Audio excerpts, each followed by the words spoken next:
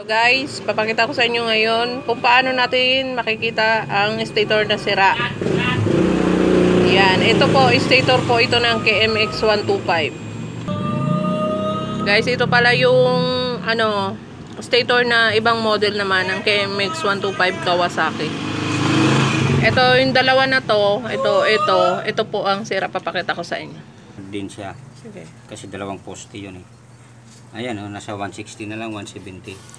Oh, ito po ang niya, reading niya.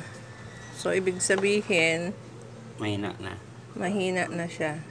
Ayan dapat nasa 300, mga 310, 320, o mga 290, pwede na yun. Ayan 190 na lang. Okay. So, guys, ganun ang karga niya. Ibig sabihin, sira na yun. Itong dalawa na to, guys, i-rewind na lang natin to.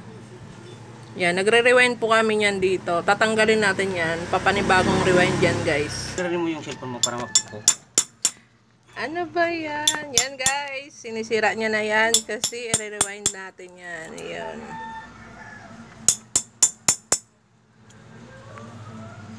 Lapit-lapit mo pa para mapuko. Yan. Kailangan natin sirain yung luma. Tatanggalin yung rewind na yan kasi wala na yan. Sunog na yan. Ilang taon ba naman na eh? Ilang taon din ginamit, matagal din. Ang pagkakaalam ko nito, itong KMX na to, 1979 ba to? Sabi? Di lang po ako sure sa may-ari, pero ganun ang pagkakasabi niya sa akin.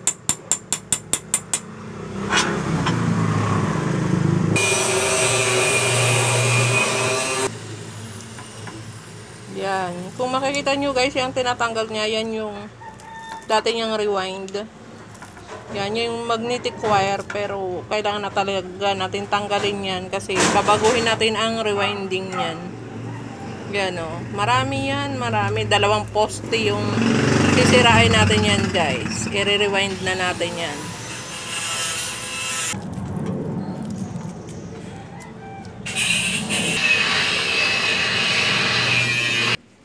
Guys, ito na yung mga tinanggal. Kung makikita nyo, ito yung magnetic wire na sira na siya. Ayan yung tinanggal dyan sa dalawang poste na yan. Ayan. Uubusin pa yan, tatanggalin guys. Bago tayo mag-rewind ng panibago. Ayun. Dito kasi sa amin guys, nagre-rewind din kami ng mga stator. Lalong kagaya nitong KMX na Kawasaki. Walang mabilhan or may mahanap man, super mahal. Kaya, rewind na lang namin, guys. Yan. Nagre-rewind din po kami kahit anong motor yan. Kahit maliliit ng motor, nagre-rewind din po kami. Ayan. Stator, primary coil, pwede po yan. Ayan, guys. Waiting lang kayo sa